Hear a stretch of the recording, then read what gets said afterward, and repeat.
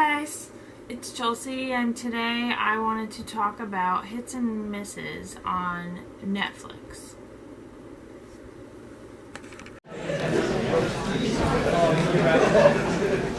Now, as I shared in a previous video, I'm not very into watching television. I do not enjoy watching much, but when I do get into certain things, I really get into them. And if you want to check out a video where I talk about I believe it was 10 shows that have been canceled on TV and really made an impact on me, you can check out that video here. But basically, I've been getting into Netflix recently. I've always subscribed to Netflix, but I never really used it a lot. I used to use it to watch Hart, Dixie only, and then kind of just never really got into anything new. And then I just started to explore other stuff on there, because obviously they had old movies and like stuff that I hadn't seen in a while. And then I just started to see some of the new stuff and kind of, got into certain things. Now, I'm going to go ahead and talk about the misses first, and then I'll talk about all the hits that I liked on Netflix. So, we'll start out by talking about, there is a movie called Awake on Netflix, and I instantly wanted to see it because it was a kind of a science fiction thriller type movie, with almost like a dystopian, where it was almost similar to what's going on currently in our time, of where everyone doesn't really understand, like some kind of like the pandemic. But in this movie, the main thing is that a meteor flies over the planet to the point where then everybody is struck with like permanent brain damage that makes them basically stay awake forever. And the only way that they're not awake is if they kind of die. So I thought at first that would be an interesting movie. And the main person in it was Gina Rodriguez, which, as I've already spoken about in that video I recommended to you guys, Gina Rodriguez is one of my favorite actresses. I think she's amazing, but mostly because I've seen her in Jane the Virgin. Now, after watching this movie and watching it at a time when I actually was entirely exhausted from actually staying somewhere where I barely slept for like 2 or 3 days. So then at the time when I sat down and watched it, this movie almost was like counterintuitive to that already that I was experiencing. So that also could have taken an account for why I didn't like it. But I believe that it was not a good movie, so I definitely think you should sleep on the movie Awake. Do not watch that unless you want to watch something that wastes your time. But then again, if you are into science fiction, maybe there's other parts of it that you would like. I just didn't like it. Like, there was nothing about it that appealed to me. I remembered and thought, well, that was a really awesome scene. No. The next movie that I definitely think you should miss is American Assassin. American Assassin, I wanted to watch that because it had Dylan O'Brien in it, and he is, I never watched that MTV show he was in, Teen Wolf, I guess, but I got into, I think I seen a little bit of one of the Maze Runner movies, and I thought, this guy's actually good, decent. Then I watched, there's a movie called Love and Monsters that I believe now it's on Netflix or one of the other streaming things, but it was on Redbox and I rented it, and he was in it, and it was really good. It was dystopian also. But American Assassin, he ends up where he is he gets trained to be an assassin based on something that a traumatic event that he went through that caused him to be where he is like laser focused on killing somebody that is a target to the country or to the people he cares about. And if you watch the movie, you would know what happens to him in the beginning. And then you find out like why he's like that. And Dylan O'Brien is a great actor. I thought he did good in this movie, but I did not like the movie because it just once again fell flat. There was nothing that I was like, oh, this is really moving, this performance, or I'm really into this. Like, no. So definitely I think you should miss watching American Assassin.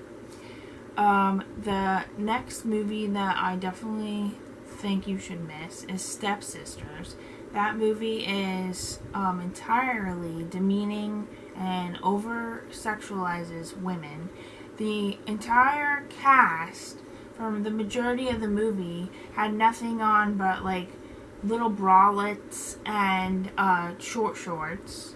And I just felt like I'm not against women showing their skin and being proud of their bodies, however they look, but I'm saying that the entire movie, and then only the women were showing their skin, like the guys were not.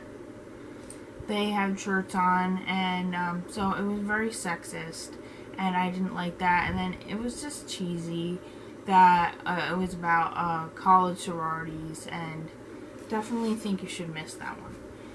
The last one that I think you should miss is called Triple Frontier. It's about veterans that decide to do this mission together to smuggle drugs over the border, or that end up where they get all this money, or I don't know if they were smuggling drugs or smuggling the money, but I just remember that it's like 7 guys team up together and they all were in the same platoon or, troop together in the war, so that's why they're all friends. And then I know Ben Affleck was in it, and then I think other guys that I knew of, their acting, but once again, it was just another movie that I felt like I wasted my time watching. So I definitely don't think you should check out Triple Frontier, Stepsisters, American Assassin, or Awake. But if you are looking to waste your time watching a movie that has little to no value, definitely go ahead and watch those. Now, the hits for me are, first I'll start out by saying that over Christmas time, I got into Dash and Lily and I watched the entire show in one day, which for me says a lot because when I watch a Netflix show, I actually take forever to watch it. And if I can watch an entire series in one day, it says a lot about the show. Dash and Lily is cute because not only did it have holiday themes, but it actually is about these two people that meet in a bookstore and kind of have a bookish relationship, and surrounding around a red notebook, and it's really cute and clever, and I heard that they might be doing another season for it, so that's exciting. Now, the other show that I really got into was Selena, the series. And that I watched right after I came back from Mexico. And in that show, I really liked the main actress's performance of Selena. I felt moved throughout the show about Selena, even though I already knew of her story from watching the J-Lo movie, and I've always been akin to the actual Selena Quintilla. Like, I always felt a warmth listening to her music, and always felt her actual authenticity through her music, and I'm sure that that's why she became so popular so quickly. As she just, not only did she have a killer voice, but she had a genuineness to her that really was something that you couldn't find, especially at that time when, like, it was a lot harder to break into the music industry as well as be a Tejano singer and then break into the pop scene.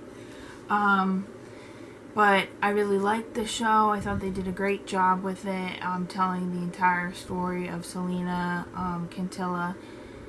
Obviously, it was sad at the end because you have to relive the fact that she dies so young with so much potential. But it was a nice way to honor her short-lived legacy. Next movie that I really got into was Moxie. I didn't know if I would like it because I know really I wasn't too sure, but it was about a young girl that kind of stands up for women's rights within her school and how women are always talked about in a sexist way. And I really liked that narrative, and I thought the main actress was good. I really was into the entire movie the whole time. So that's why I recommend you check out Dash and Lily if you have not, Moxie and Selena, the series. The next movie that I really liked was Skater Girl, and that was because I instantly knew that I would like it because, first of all, it takes place in India, which I have a huge passion for Indian culture,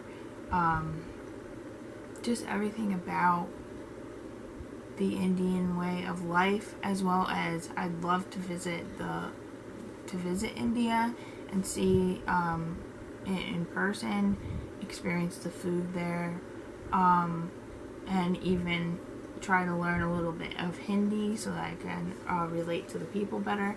But what was cool about this movie is it features a girl who finds freedom and her true self within skateboarding, and kind of like how she defies her culture and everything in order to just become her truest self. And I found it to be entirely inspiring and awesome because as an avid street skateboard fan, an enthusiast, I have always felt that is the best thing about skateboarding, is it kind of like showcases this true freedom that you can't really find anywhere. And then it also, like, the people within the community of skateboarding are just entirely like accepting, and but yet they're still off the cuff and like out there, and it's cool because it's like anybody who's like a little bit different from any walk of life can be part of the skateboard community and like feel like you have like a place where you belong. And that's what I love most about skateboarding and the skateboard community, is just how you are free to be your truest self and you are accepted and welcomed and people cheer for you, and it's just cool. And then you also do have that sense of thrill and freedom that comes along with skateboarding. And also, for me personally, watching skateboarders, whether they're women or men, I just find it entirely inspiring to see people achieve their tricks, and if they don't get the trick, if they land wrong, they get up and they try again. And that to me is like absolutely inspiring to say, no matter how you fall, it's about getting back up.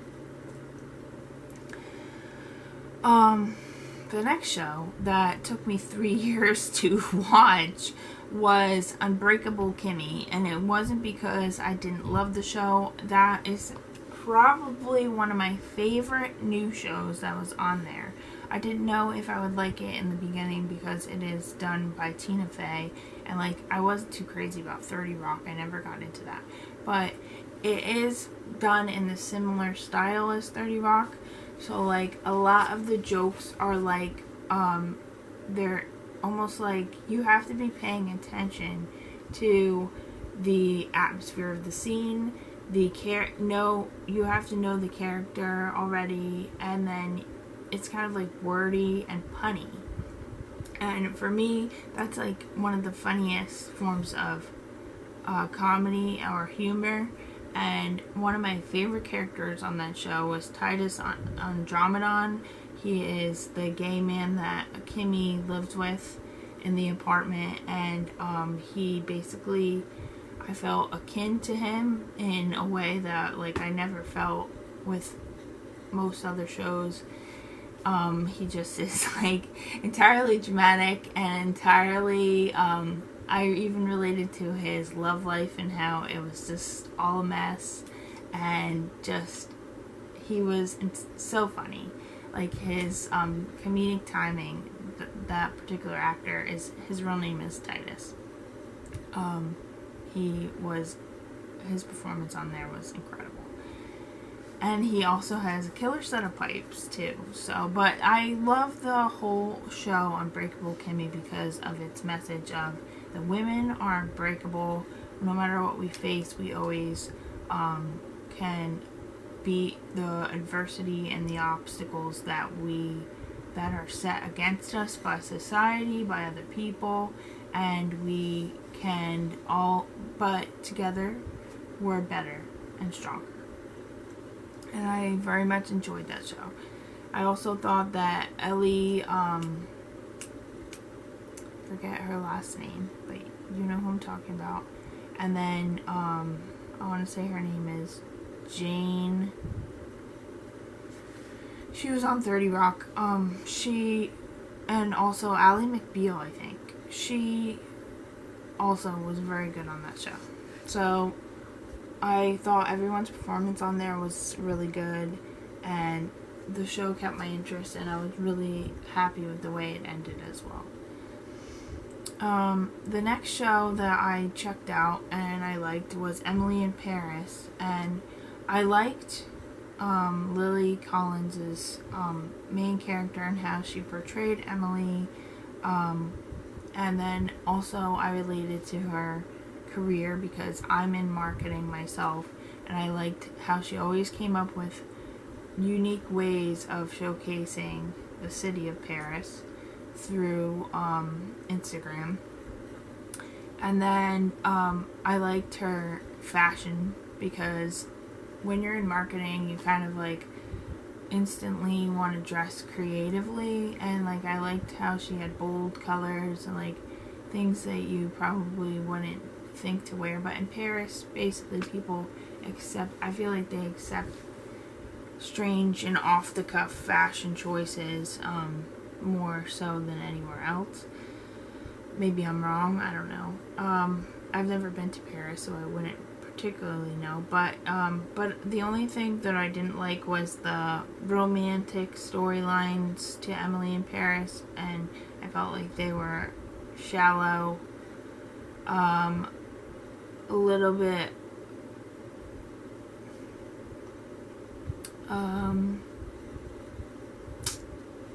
over-sexualized, and also that they were unrealistic because it's like her neighbor was the chef and there was an instant connection. Like, does that really happen? And if you were alone in a strange city, how likely would that be?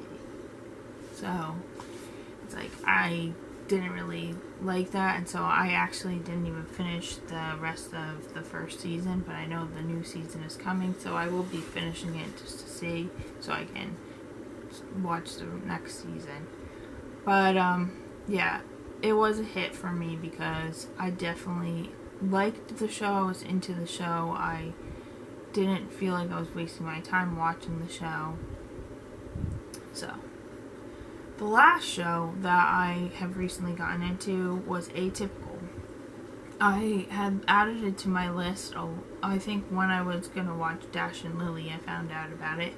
Around that time, around the holidays, was when I actually was diagnosed with Asperger's. And so I started doing a lot more of educating myself about Asperger's and autism, and then also kind of like watching more content that had to do with Asperger's and autism. And I found that show, and it features somebody who has autism and the main character, and it showcases not only his life but how it affects the people around him and how they relate to him. But I also liked it because it kept my interest. I instantly hated the mom. I loved the dad. I liked the sister.